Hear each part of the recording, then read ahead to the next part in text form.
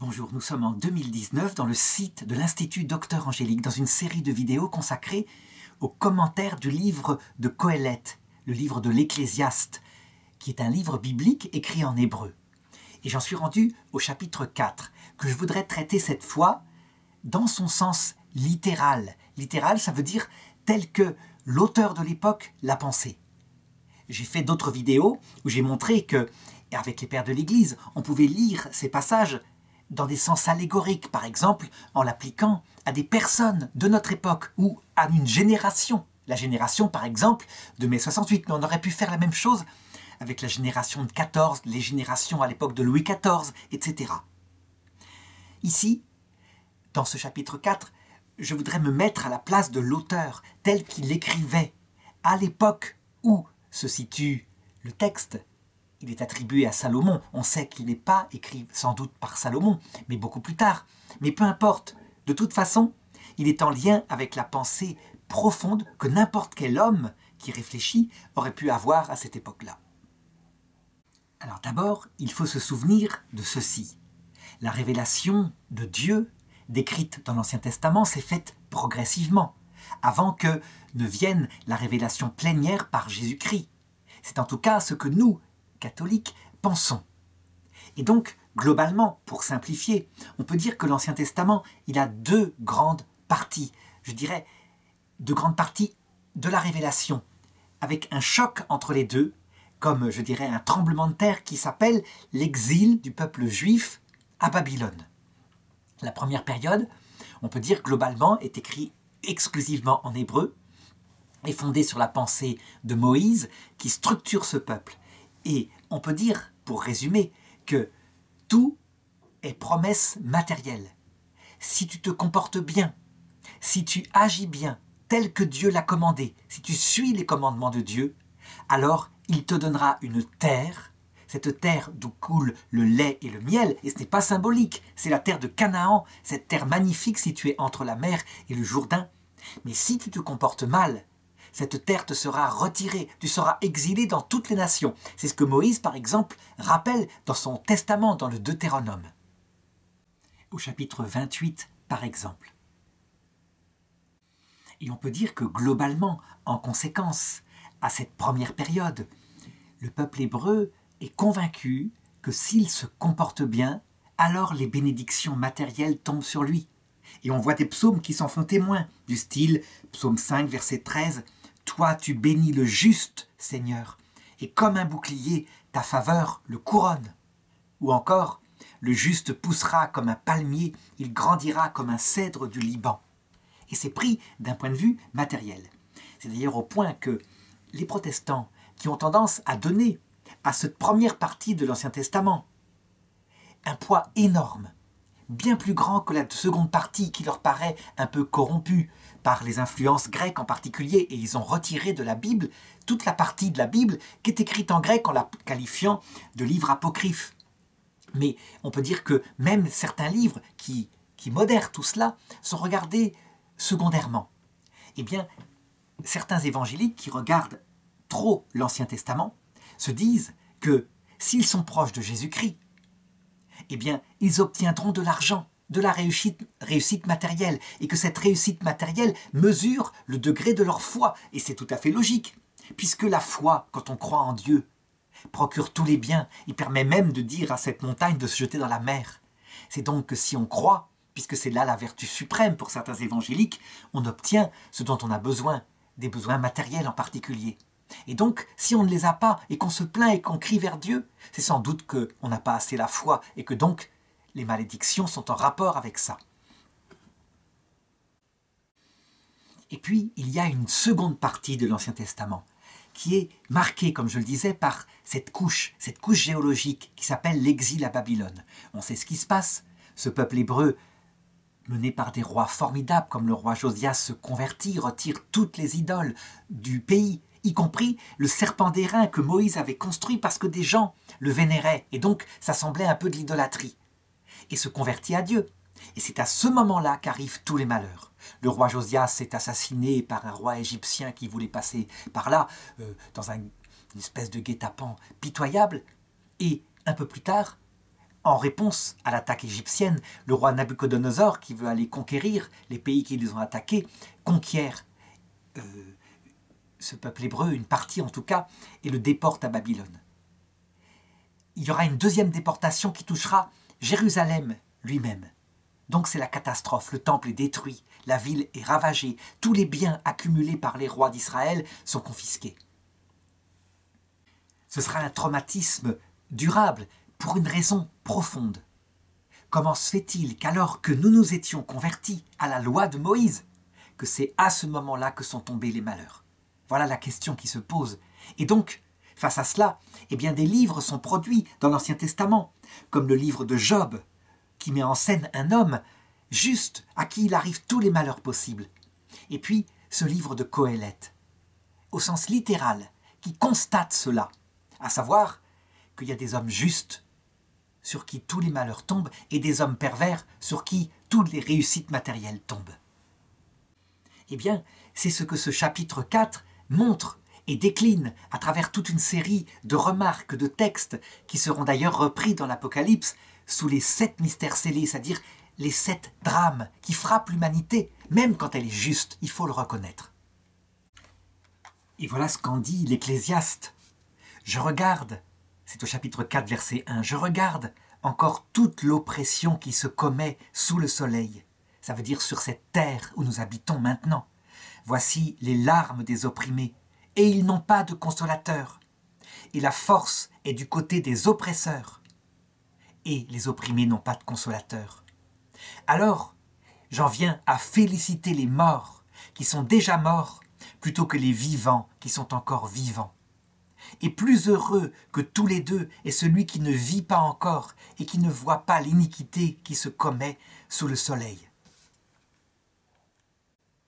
Ça rappelle le texte de Job qui disait à un moment donné, lui étant dans le malheur, « Maudit soit le jour de ma naissance. Ah si j'avais pu ne pas naître, et si ma mère n'avait pu ne pas crier, voilà que j'ai mis au monde un enfant. » En fait, devant la constatation de la réalité de ce monde tel qu'il est, eh bien, Qoéleth dit « Il vaut mieux ne pas avoir été, ou il vaut mieux être déjà mort que d'être sur cette terre. » Voilà la réalité de notre vie.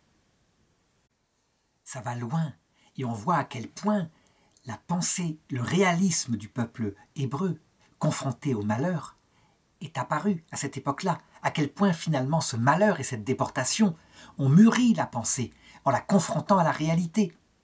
On sait que dans le livre de Job, il y a des juifs pieux qui raisonnent abstraitement en théologie et qui disent « Mais non, Dieu est juste. Si tu es frappé, c'est que forcément tu as péché. » Et Job proteste en disant « Je n'ai pas péché.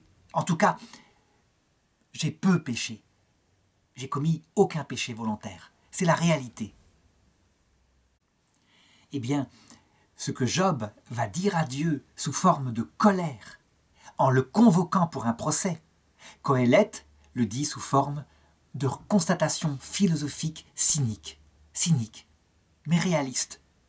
Parce que, de fait, devant le scandale et la réalité de ce monde, quand on n'a pas la réponse que donnera Jésus-Christ, que je développerai à la fin de cette vidéo, eh bien, on ne peut réagir que comme cela, et c'est juste. Ça veut dire que Job a été béni de Dieu. Quant à dire que Qoéleth serait en enfer, peut-être que c'est aller trop loin de la part des pères de l'Église, parce qu'il faut la comprendre, cette réaction-là, quand on nous dit qu'il y a un Dieu juste et tout-puissant, et qu'on constate la réalité de cette terre, et qu'on n'a pas la réponse.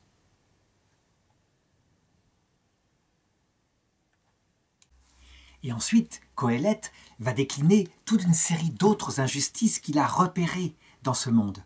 Par exemple, le cœur humain, qui est si petit, si mesquin. Et c'est le verset 4. « Et je vois que tout le travail et toute réussite n'est que jalousie de l'un pour l'autre. Cela est vanité et poursuite de vent. L'insensé se croise les bras et se dévore lui-même. Mieux vaut une poignée de repos que 2 poignées de travail à poursuivre le vent. » Donc ça, je dirais, c'est beaucoup moins fort. On pourrait dire que ça, c'est une constatation qui vient, sans doute, de son regard sur l'être humain. Mais c'est vrai, l'être humain est souvent petit. On le constate partout dans le travail. La noblesse, la droiture de cœur, qui est prête à se sacrifier parce que quelque chose est juste, est rare en ce monde. La plupart des gens, dans toutes les circonstances du monde, sont à 90% des gens qui font le dos rond. Pour être tranquilles, vivons heureux, vivons cachés. Et il y a quelques personnes qui s'engagent. Ça, c'est une réalité. Et il continue. Il voit d'autres choses qu'il va décliner de ce monde tel qu'il le regarde. Je vois une autre vanité sous le soleil. Sois quelqu'un de seul qui n'a pas de second, ni de fils, ni de frère. Il n'y a pas de limite à toute sa besogne, et ses yeux ne sont pas rassasiés de richesse. Pour qui donc est-ce que je travaille et me prive de bonheur? Cela aussi est vanité, et c'est une mauvaise besogne. Mieux vaut être deux que seul, car ainsi le travail donne bon profit. En cas de chute, l'un relève l'autre. Mais qu'en est-il de celui qui tombe sans personne pour le relever?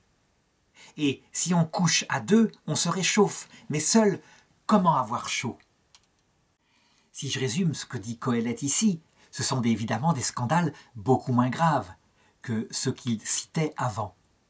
En réalité, il dit, quand je regarde même une vie droite, une vie qui se comporte par le travail, je constate que si on est seul, tout le travail qu'on produit et les richesses qu'on accumule n'iront pas à nos enfants. Donc ça ne sert à rien.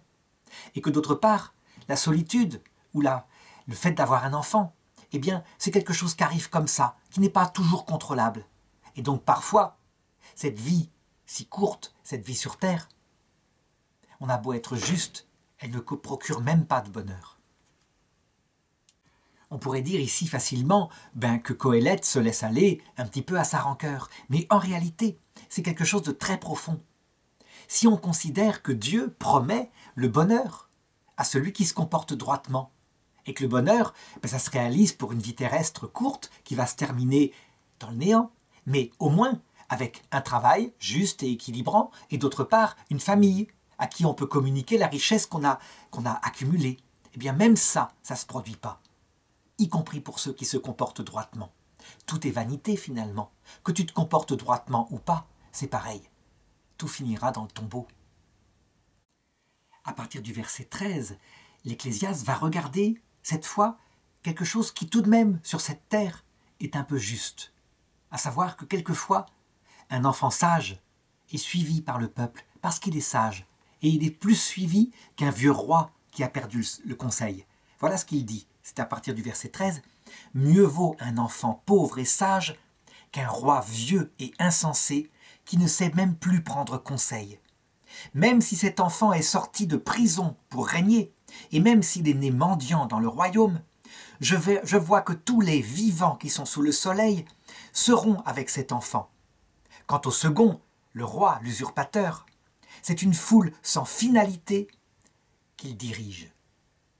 Mais ceux qui viennent après ne s'en réjouiront de toute façon pas, car cela aussi est vanité et recherche de vent. » Ça veut dire que même quand on repère sur la terre un petit peu de justesse, un petit peu de justice, comme par exemple à l'époque du prophète Daniel, lorsque cet enfant cria pour sauver Suzanne qui allait être mise à mort par des juges pervers, qui l'avaient condamnée et accusée faussement d'adultère. Eh bien même quand on voit cela, ça ne dure pas. De toute façon, ça se termine dans l'absurdité. Et tout est vanité, vanité des vanités, finalement. On le voit dans tout ce texte, ce qu'il ressort, c'est finalement, quelque part, un appel à ce que Dieu s'explique. Qu'il explique sur le sens de cette vie terrestre. C'est ce que dira le dernier verset de ce chapitre. « Prends garde à tes pas lorsque tu vas dans la maison de Dieu. Approche-toi pour écouter, car ça vaut mieux que le sacrifice offert par des insensés. Mais ces insensés ne savent même pas qu'ils font le mal. » Cette réponse de Dieu, on le sait, elle ne viendra pas dans l'Ancien Testament. Ou plutôt, elle commencera à venir un peu dans la deuxième partie de l'Ancien Testament. Donc reconstituons les événements, l'histoire de ce peuple qui a mûri profondément l'humanité. Il est donc déporté, et là du coup, il se met à sortir de sa logique binaire. L'homme juste est comblé de biens matériels, l'homme injuste est maudit. il sort et se rend compte que le monde est plus complexe. Il se met donc à réfléchir et il élabore à travers des sages divers proverbes de bon sens, en tout cas sur le comportement humain. Mais il n'a toujours pas de réponse au but de cette vie. On pourrait dire que la maturation aurait pu lui venir de l'Égypte, qui n'était pas loin, qui est à sa frontière. L'Égypte qui avait toujours gardé la foi dans le fait que cette vie terrestre n'est qu'un passage. Ce n'est pas la vraie vie. Et elle est un test, une sorte de test qui prépare la vraie vie, qui est dans l'autre monde, où il y a un jugement dernier, et où on reçoit récompense des choses qu'on a commises sur la terre. Eh bien, curieusement, on ne sait pas si cette maturation est venue d'Égypte. Ce qui est certain, c'est qu'à l'époque de l'invasion par Alexandre le Grand, et donc de l'arrivée de la raison grecque sur la terre d'Israël, Israël se met à écrire ses textes en grec, et que là apparaît brutalement l'idée profonde que tous les textes de Moïse étaient en fait des métaphores qui signifiaient une terre éternelle. On le voit très bien dans le livre des Maccabées, quand cette pauvre mère de famille est persécutée par des Grecs qui veulent faire manger à ses enfants du porc, des nourritures interdites. Et elle leur dit à chacun « Tenez bon !» alors qu'ils sont martyrisés, brûlés cruellement par les bourreaux grecs. « Tenez bon, car vous aurez votre récompense éternelle. Quant à toi, persécuteur, tu souffriras pour toujours de ce que tu as fait de mal. » On le voit se développer, et cette idée-là, profonde, qui n'était pas chez Moïse, sera refusée par certains Hébreux, les Sadducéens, et au contraire acceptée par les successeurs des frères Maccabées, qui sont les pharisiens. Ça veut dire qu'à l'époque de Jésus, donc des années plus tard, eh bien, les pharisiens sont des gens qui ont intégré une réponse, à savoir que cette vie prépare une autre vie, où la récompense sera donnée à ceux qui se seront comportés justement en suivant la loi de Moïse, évidemment.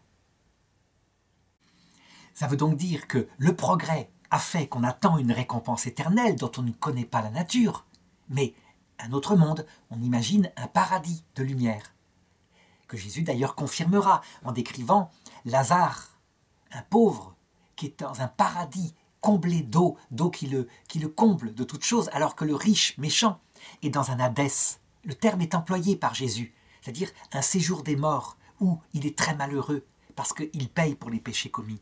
Mais globalement, avant la venue de Jésus, on ne sait pas en quoi consiste le paradis. Ce qu'on pense par contre en théologie morale, c'est que pour l'obtenir, il faut non seulement suivre les commandements moraux de Moïse, mais il faut appliquer les préceptes cérémoniels de Moïse et les préceptes qui règlent toute la vie des Juifs, observer le sabbat, ne pas manger de viande interdite, etc. Ça veut dire que toute une kyrielle de commandements matériels accompagne des commandements moraux. Si bien qu'on voit les hommes, je dirais, les chefs des Juifs en particulier, les pharisiens, qui, je dirais, légifèrent sur ce qui est permis et ce qui est interdit. Donc, d'une manière non pas vitale, venant du cœur, mais d'une manière légaliste.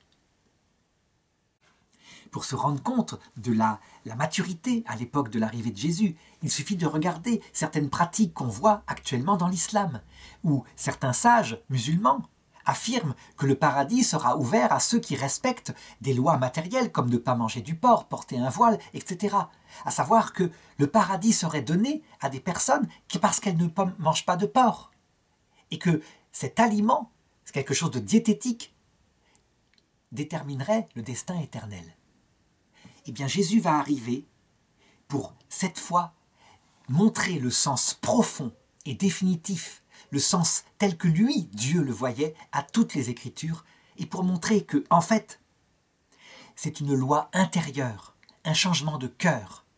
La chose avait été déjà soupçonnée dans l'Ancien Testament, mais lui, il va le formaliser, en disant « Je ne suis pas venu pour abolir la loi de Moïse, je suis venu pour l'accomplir ».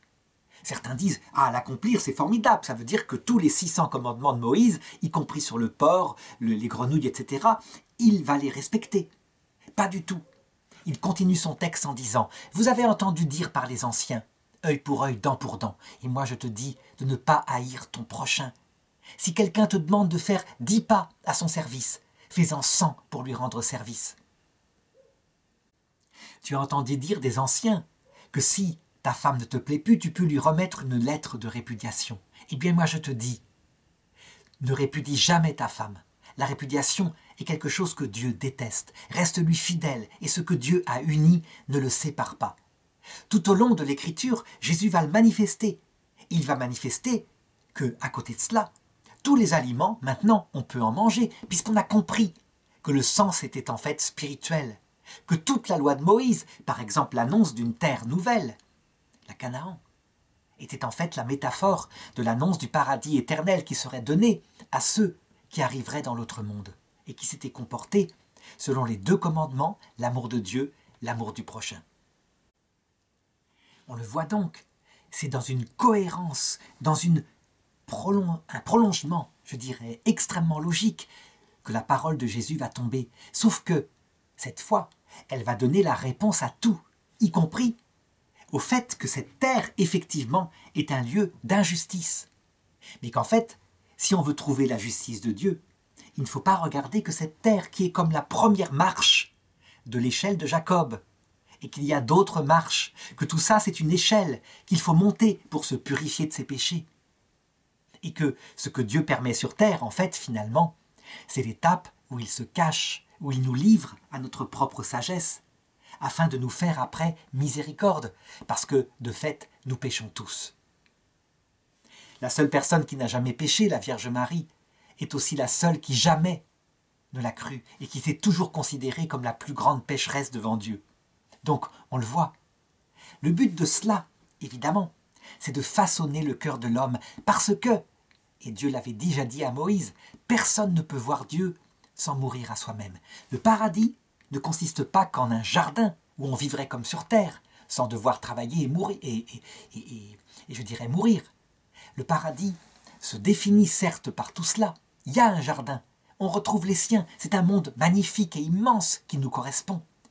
Mais ce qui le caractérise, c'est que nous voyons Dieu face à face, dans sa Trinité, qui est puissance, c'est le Père, qui est lumière, intelligence totale, parce que le Fils est la contemplation que le Père a éternellement de lui-même, et qui est amour infini, parce que le Saint-Esprit, c'est l'amour entre le Père et le Fils. Et tout ça, un Dieu qui vit cette relation de ces 3 personnes qui en fait sont un seul Dieu, dans une humilité totale, parce que chacune des personnes de la Trinité met l'autre au-dessus d'elle-même alors qu'elles sont exactement semblables. Ce mystère infini, jaillissant, qui correspond exactement en plein au creux de notre âme qui est si vide quand on ne le voit pas face à face, on ne peut pas le voir face à face si, évidemment, on n'a pas accepté de renoncer à toutes ses qualités, de toutes ses vanités, à être mort à soi-même, parce qu'on ne supporterait pas un Dieu tout-puissant et qui se considère si petit, au point de nous élever, si on s'est abaissé devant lui, au-dessus de lui pour nous confier sa puissance et l'application de cette puissance aux autres créatures de la terre. Il va jusque-là, ce Dieu tout humble et infini. Évidemment, tout prend sens.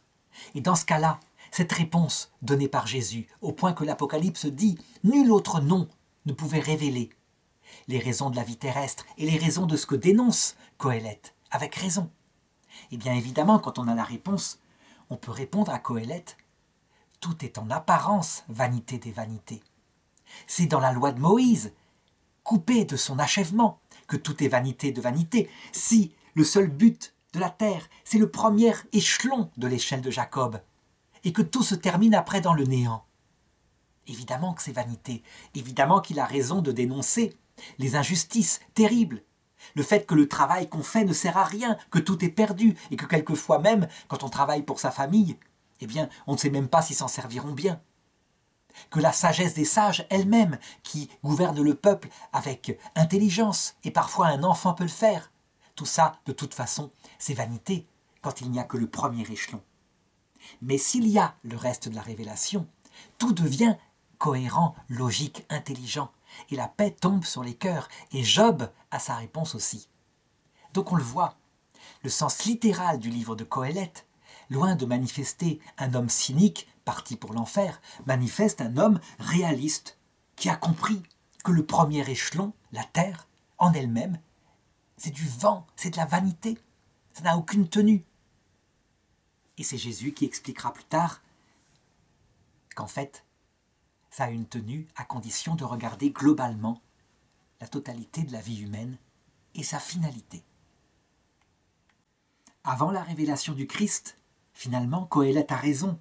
Le peuple, c'est au verset 4, 16, le peuple est une foule sans finalité. Sans finalité. Et au verset suivant, 17, ils ne savent pas qu'ils font le mal, parce que tout simplement, tout est insensé. C'est une chose qui doit nous rassurer concernant, je dirais, la génération occidentale de mai 68 qui a bradé cette réponse de Jésus, l'idée qu'il y avait une vie après la mort, que la souffrance elle-même servait à façonner le cœur de l'homme dans l'humilité. Elle a bradé tout cela, elle s'est débarrassée de la croix, souvent le clergé lui-même. Évidemment, du coup, elle retombe à l'époque de Qoéleth.